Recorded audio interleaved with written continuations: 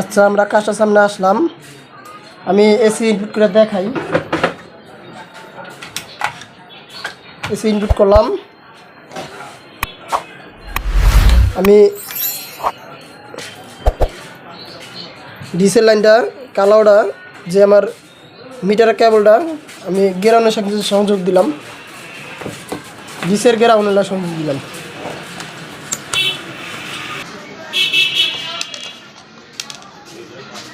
আমি 110 ভোল্ট দেখাই।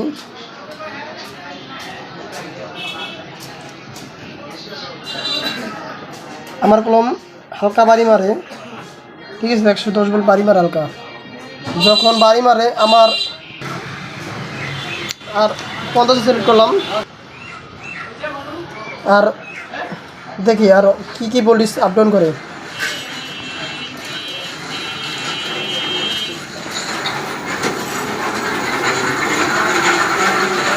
এটা আমার ভার্টিক্যাল আইসি, ঠিক আছে। ভোল্টেজটা দেখলাম আমার এটার ভিতরে কোনো হালকা আপ ডাউন করছে। 110 ভোল্টের ভিতরে হালকা আপ ডাউন করছে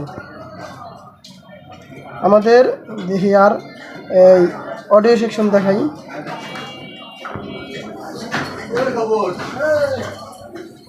এটার ভিতরে হালকা আপ ডাউন করে। আমার 12 ভোল্ট সাপ্লাই দেখাই।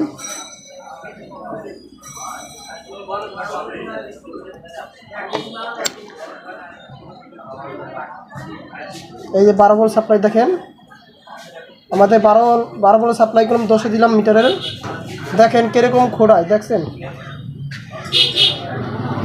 এটা কলম আমাদের যে খোড়া কী কারণে, যদি ভোল্টেজ যে কোনো পার্টস শর্ট থাকলে হইতে পারে, প্লাস ক্যাপাসিটার দুর্বল থাকলে হইতে পারে। আমরা কলম একটা কাজ করলে অনেক বড় হয়, ঠিক আছে।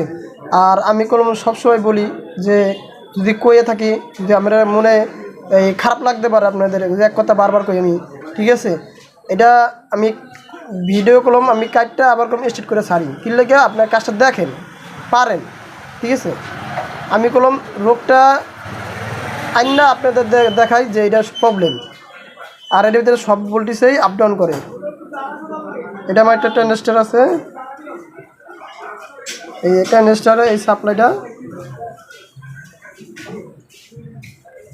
সব ভোল্টেজ আপ ডাউন করে কলম, ঠিক আছে।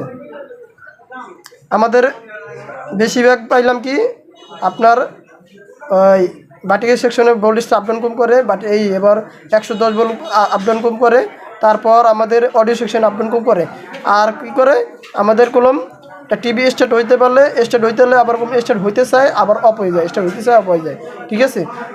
এটার কারণে আমাদের দেখতে হবে কি আমার 12 ভোল্ট দেখতে হবে, ঠিক আছে। এই যে আমি বললাম যে একবার স্টার্ট হইতে চাই, আবার হইতে পার না। এই যে এটা আমাদের কলম ডেরেবের কয়েলটা, এই যে এই 3টা পিন আর এনে 2টা পিন, এই ডেরেবের কয়েল।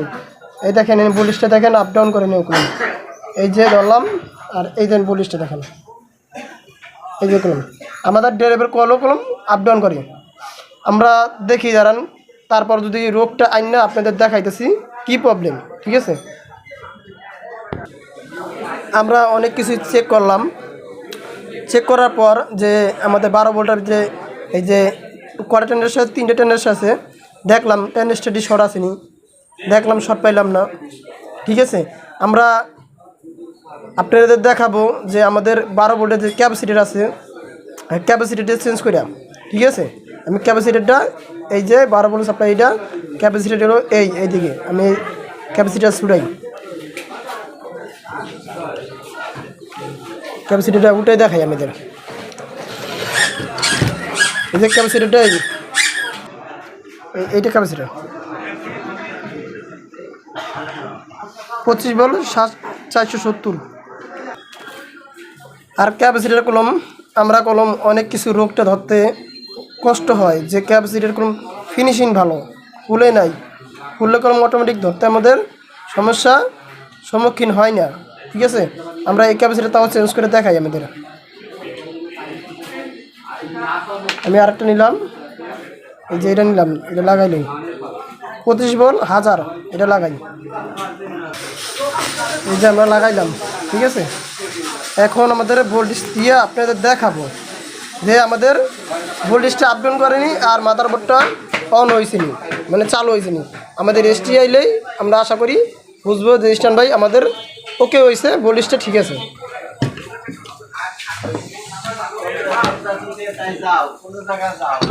আমাদের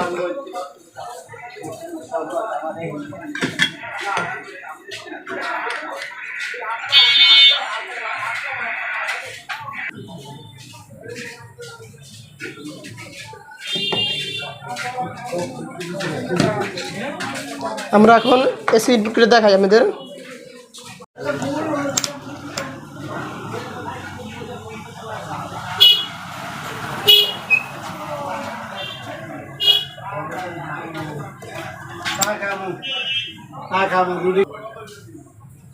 এই যে আমাদের 12 ভোল্ট, এই দেখেন 12 ভোল্ট সাপ্লাই দেখেন। এখন আমাদের 12 ভোল্ট এখন ওকে আছে, কোনো 10 করা 12 ভোল্টের উপরে উঠেছে, 10-এর উপরে উঠেছে, আমার ভোল্টেজটা ওকে আছে।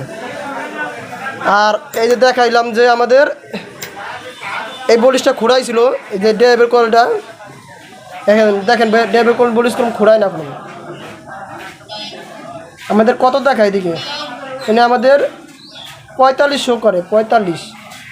আর আমাদের এটা সিস্টেমে আলাদা ড্রাইভ কয়েলে।